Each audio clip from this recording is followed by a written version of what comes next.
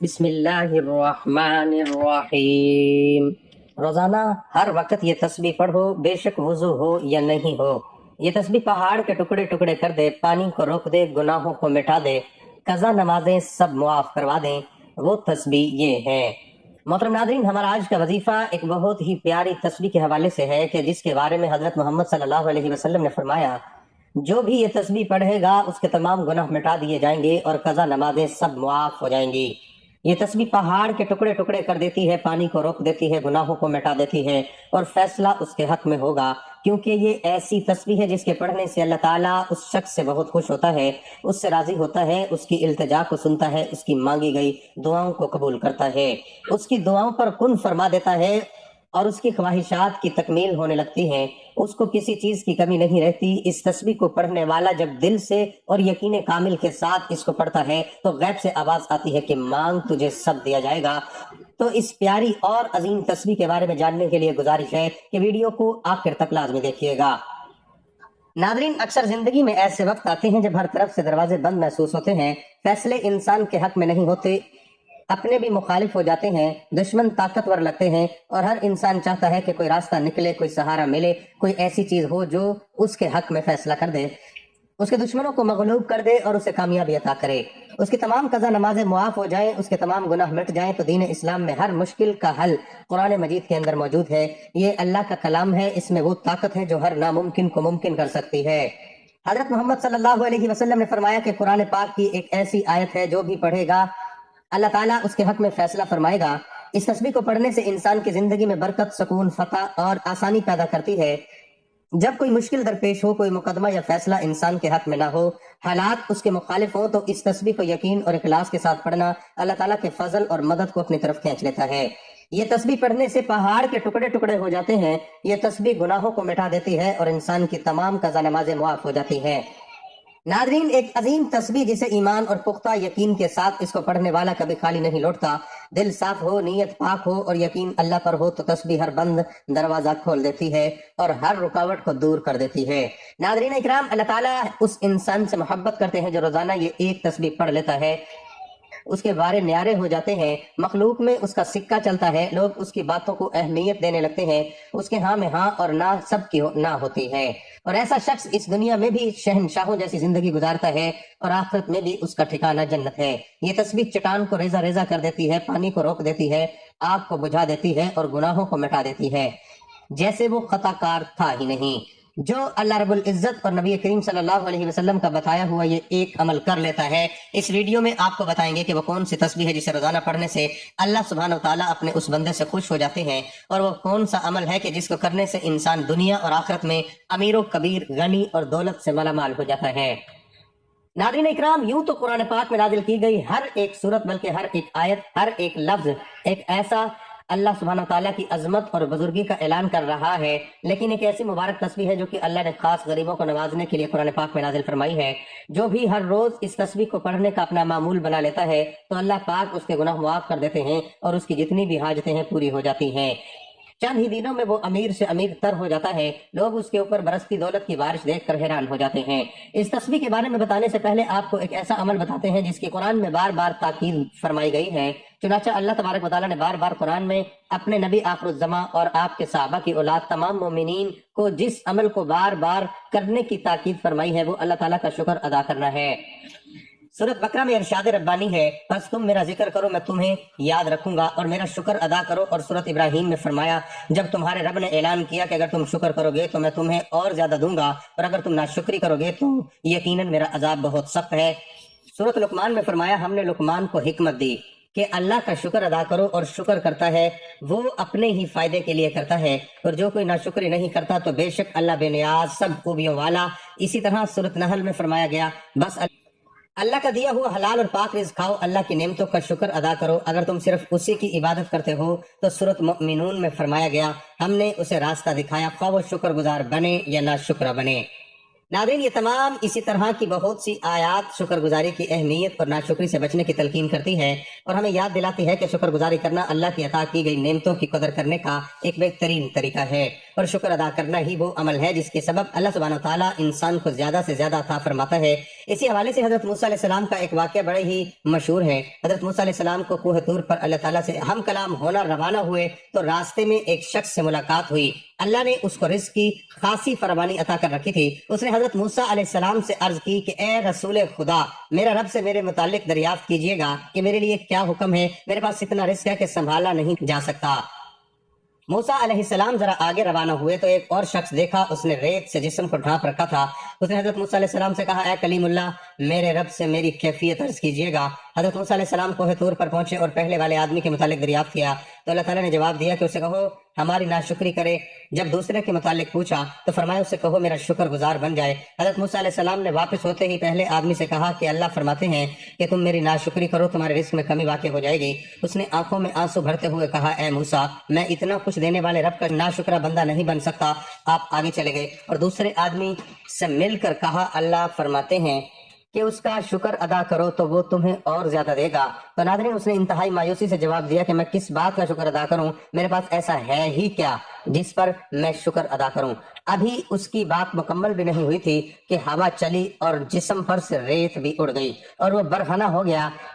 ناظرین، جو شخص رسول اکرم صلی اللہ علیہ وسلم کی سیرت پڑھتا ہے وہ یہ جانتا ہے کہ آپ صلی اللہ علیہ وسلم کی زندگی شکر سے بھرپور اور آپ صلی اللہ علیہ وسلم کے شب و روز احسان مندی کی تصویر تھے، کیونکہ آپ صلی اللہ علیہ وسلم آگے پیچھے دائیں بائیں متواتر اللہ کی نعمتوں کو برستا دیکھتے تھے تو آپ اللہ کی حمد و ثنا اور تقدیس کرتے، بلکہ اگر آپ نبی اکرم صلی اللہ علیہ وسلم کی احادیث مبارک کا بغور مطالعہ کریں اور آپ کے بتائے ہوئے اذکار اور دعاؤں کا جائزہ لیں تو آپ کو نظر آئے گا کہ وہ رب تعالیٰ کی حمد و ثنا، تعریف و کبریائی اور شکر و امتنان سے بھری ہوئی ہے۔ آپ صلی اللہ علیہ وسلم کی ثنا، مدح اور دعا سب حمد باری تعالیٰ پر مشتمل ہے۔ اسی لیے آپ صلی اللہ علیہ وسلم کے رب نے آپ سے فرمایا، قریب ہے کہ آپ کا رب آپ کو مقام محمود پر کھڑا کرے، اس سے نعمتوں کو پائیداری ملتی ہے اور انسان کے حالات سازگار ہو جاتے ہیں۔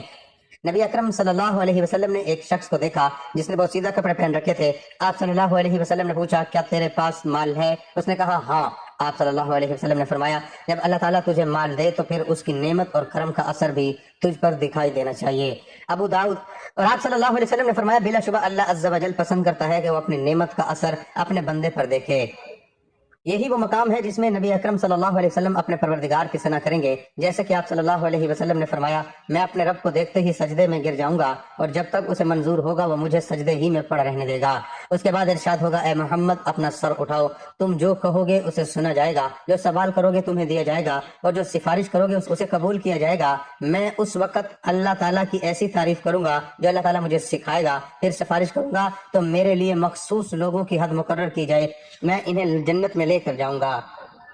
یوں حمد، خیرات و برکات کی چابی اور خوشیوں کا دروازہ ہے، وہ زیادہ ثواب لینے کا راستہ ہے اور اللہ کے قرب کا ذریعہ ہے۔ اس سے نعمتوں کو پائیداری ملتی ہے، برکتیں قائم رہتی ہیں اور حالات سازگار ہو جاتے ہیں۔ حمد سے نعمتوں کو دوام ملتا ہے، رزق میں فراوانی ہوتی ہے اور اللہ کی رحمتوں کا پے در پے نزول ہوتا ہے۔ ہم تمام اعمال کا تاج، وفا کی دلیل اور احسان کی شرط ہے۔ رسول ہدایت صلی اللہ علیہ وسلم اپنے رب کے مقام و مرتبہ اور اپنے خالق و مولا کی عظمت کو سب لوگوں سے زیادہ جاننے والے تھے۔ جو شخص آپ صلی اللہ علیہ وسلم کی سیرت کا مطالعہ کرتا ہے وہ دیکھتا ہے کہ آپ کے جسم مبارک کا ہر عضو رب تعالیٰ کی شکر گزاری میں مصروف رہا۔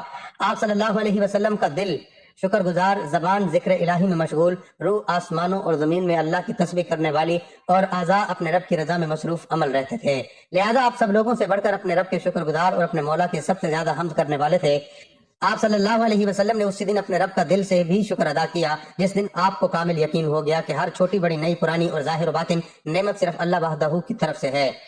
جو بلند شان والا ہے، مومن کے نزدیک شکر گزار دل ہونا عبودیت کے ارکان میں سے ہے، کیونکہ وہ یقین رکھتا ہے کہ اسے حاصل ہونے والی ہر نعمت صرف اللہ تعالیٰ کی طرف سے ہے۔ سیدنا صوبان رضی اللہ عنہ سے مروی ہے کہ نبی اکرم صلی اللہ علیہ وسلم نے فرمایا، تم میں سے ہر کوئی شکر کرنے والا دل اور ذکر کرنے والی زبان رکھے۔ آپ صلی اللہ علیہ وسلم نے اپنی زبان سے بھی اپنے رب کا شکر کیا اور ہمیشہ اپنے رب کی حمد و ثنا میں مصروف رہے۔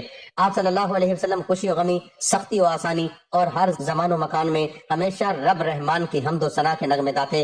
کھانا کھاتے تو آپ اپنے رب کی حمد و ثنا کرتے، کوئی مشروب پیتے تو اپنے خالق کا شکر کرتے، کپڑے پہنتے تو عطا کرنے والے کی تعریف بجا لاتے اور سواری پر سوار ہوتے تو اپنے رب کی نعمت کا اعتراف کرتے۔ آپ صلی اللہ علیہ وسلم عملی طور پر شکر گزار تھے، بلکہ آپ مشکل ترین اور دردناک حالات میں بھی اپنے رب کی شکر گزاری سے غافل نہیں ہوئے۔ آپ صلی اللہ علیہ وسلم کے بارے میں مروی ہے کہ غزوہ احد میں آپ صلی اللہ علیہ وسلم شکست کی حالت میں زخموں سے چور واپس آئے، جبکہ آپ صلی اللہ علیہ وسلم کے کئی صحابہ کرام رضوان اللہ تعالی علیہم اجمعین کو شہید کر دیا گیا تھا۔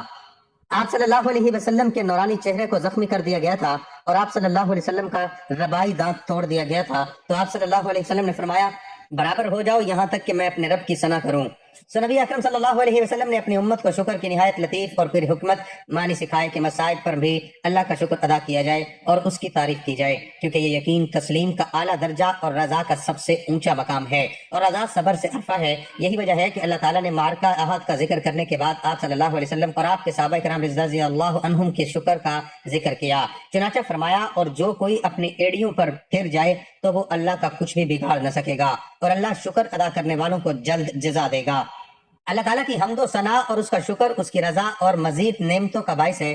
اللہ تعالیٰ نے سب حمد کرنے والوں سے پہلے خود اپنی حمد کی ہے، تمام شکر گزاروں سے پہلے اپنی ذات کی قدردانی کی ہے، اور تمام ثنا کرنے والوں سے پہلے اپنی ذات مقدس کی ثنا کی ہے۔ چنانچہ فرمایا سب تعریف اللہ تعالیٰ ہی کے لیے ہے جو تمام جہانوں کا پالنے والا ہے۔ ایک دوسرے مقام پر فرمایا ساری حمد اللہ ہی کے لیے ہے جس نے اپنے بندے پر کتاب نازل کی اور اس میں کوئی ٹیڑھ نہیں رکھی، اور فرمایا اور کہہ دیجئے سب تعریفیں اللہ ہی کے لیے ہے جس نے کوئی اولاد نہیں بنائی۔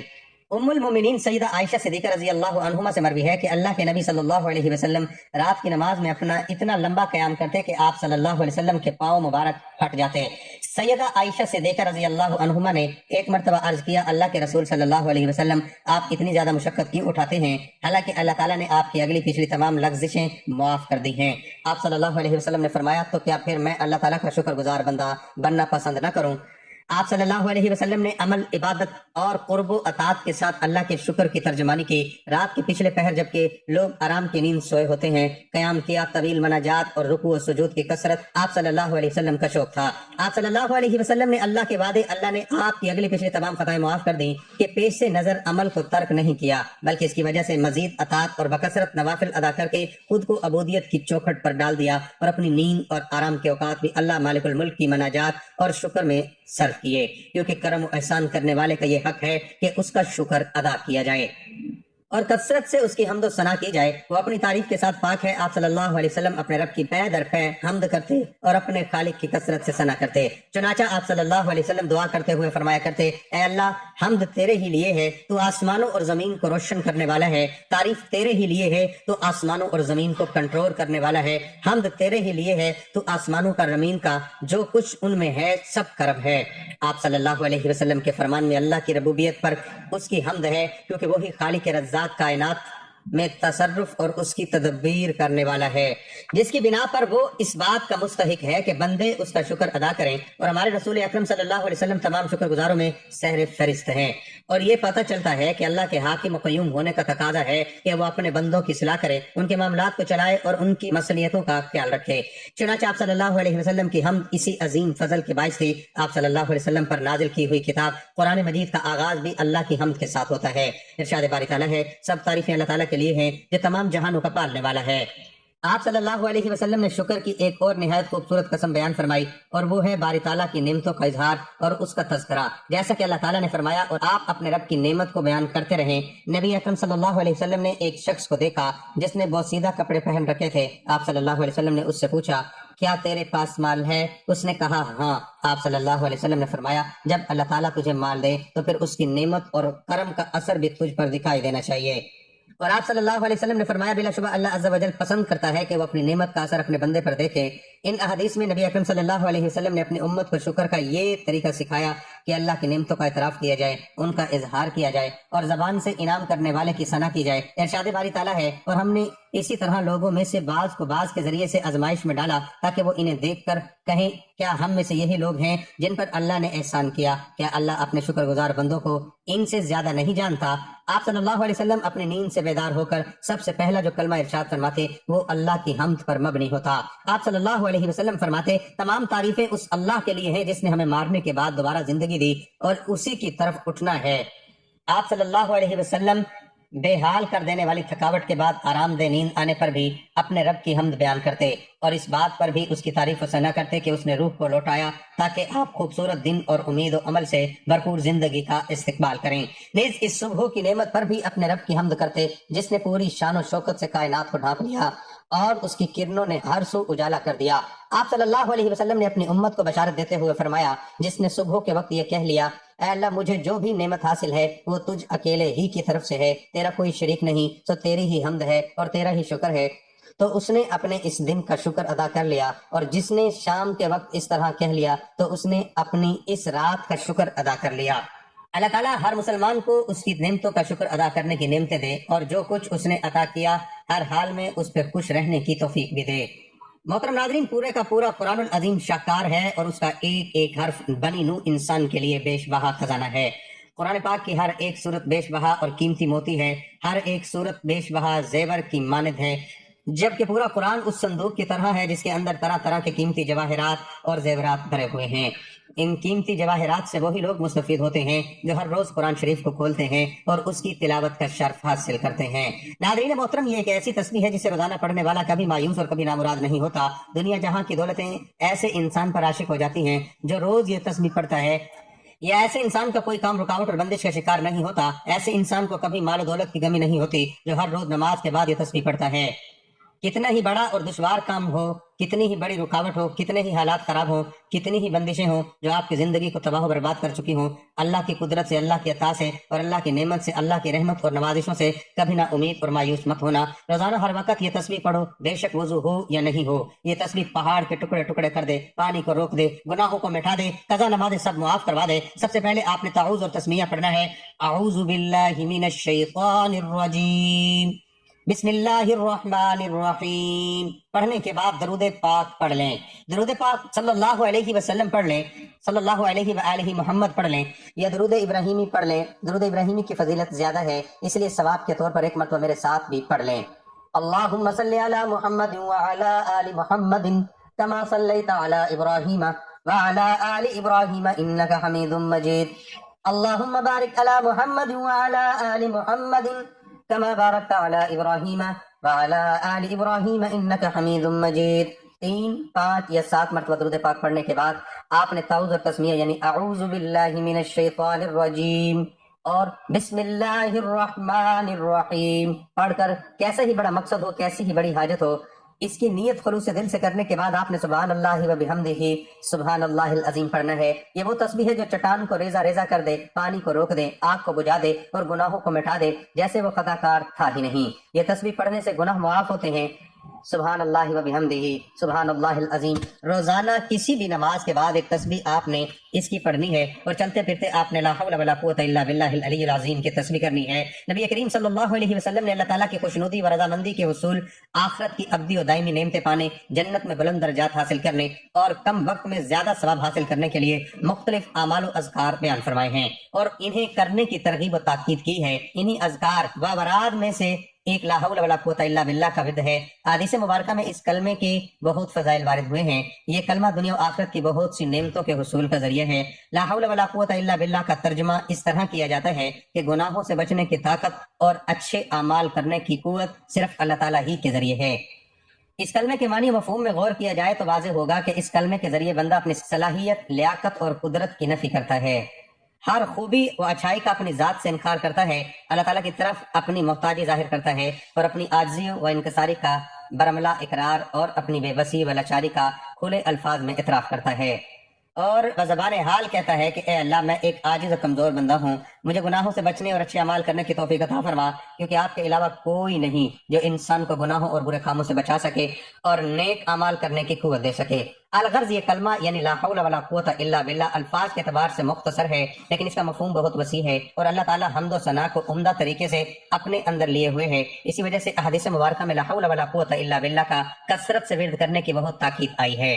لا حول ولا قوت الا باللہ جنت کا خزانہ ہے۔ متعدد احادیث مبارک میں لا حول ولا قوت الا باللہ کو جنت کا خزانہ کہا گیا ہے۔ چنانچہ بخاری شریف وغیرہ میں حضرت ابو موسیٰ اشعری رضی اللہ عنہ سے روایت ہے، وہ فرماتے ہیں کہ ایک مرتبہ صحابہ کرام رضی اللہ عنہم نبی کریم صلی اللہ علیہ وسلم کے ہمراہ ایک سفر میں تھے۔ جب وہ کسی بلندی پر چڑھتے یا کسی وادی میں اترتے تو با آواز بلند تکبیر کہتے۔ یہ دیکھ کر حضور اکرم صلی اللہ علیہ وسلم نے ان سے فرمایا، اے لوگو اپنے اوپر نرمی کرو، کیونکہ تم کسی بہرے اور غائب کو نہیں پکارتے بلکہ تم اس کو پکارتے ہو جو سننے والا اور دیکھنے والا ہے۔ حضرت ابو موسیٰ اشعری رضی اللہ عنہ فرماتے ہیں کہ یہ فرما کر حضور اکرم صلی اللہ علیہ وسلم میرے پاس تشریف لائے۔ اس وقت میں اپنے دل میں لا حول ولا قوت الا باللہ کہہ رہا تھا تو آپ نے حضرت ابو موسیٰ اشعری رضی اللہ عنہ کا نام لے کر فرمایا، اے عبداللہ بن قیس، میں تمہیں ایسا کلمہ نہ بتاؤں جو جنت کے خزانوں میں سے ایک خزانہ ہے، ولا حول ولا قوت الا باللہ ہے۔ اس حدیث شریف میں ترغیب دی گئی ہے کہ جس طرح انسان کی کوشش اور خواہش ہوتی ہے کہ وہ زیادہ سے زیادہ خزانہ جمع کرے تاکہ دنیا میں خوشحال اور عیش و راحت سے زندگی گزارے، اسی طرح انسان کو چاہیے کہ وہ اس کلمے یعنی لا حول ولا قوت الا باللہ کا کثرت سے ورد کرے تاکہ آخرت میں اپنی راحت نصیب ہو، جنت میں اعلیٰ درجات اور زیادہ نعمتوں کا حصول ہو۔ ناظرین محترم، یہ عمل ہونے کے بعد آپ اللہ کے حضور اپنے دونوں ہاتھوں کو بلند کر کے اپنے دل کی تمام حسرتیں اس کے آگے کھول کر بچھا دیں۔ بے شک اللہ سبحانہ و تعالی ہم سب سے بھی زیادہ ہماری حاجات کو جانتا ہے، لیکن دعا کرنا حکم بھی ہے، سنت بھی ہے، اللہ کی رضا بھی ہے۔ کہتے ہیں کہ اللہ دعا کی توفیق انہی لوگوں کو بخشتا ہے جنہیں وہ ان کی منہ مانگی مراد عطا فرمانا چاہتا ہے، ورنہ ہر کسی کو اللہ اپنے سامنے ہاتھ اٹھانے کی توفیق بھی نہیں دیتا۔ لہذا نہایت خشوع و خضوع کے ساتھ اللہ کی بارگاہ میں دعا اور التجا کرنے کا اپنا معمول بنا لیجئے، کبھی کسی کے سامنے ہاتھ نہیں پھیلانے پڑیں گے۔ ناظرین، اللہ سے دعا ہے کہ ہمیں بہتر عمل کرنے کی توفیق عطا فرمائے، آمین یا رب العالمین۔ ناظرین، ویڈیو اچھی لگے تو ویڈیو کو لائک کریں، ویڈیو کو شیئر کریں، چینل کو سبسکرائب کریں اور کمنٹ باکس میں اللہ تعالیٰ کے 99 ناموں میں سے ایک نام ضرور ٹائپ کریں۔ جزاک اللہ۔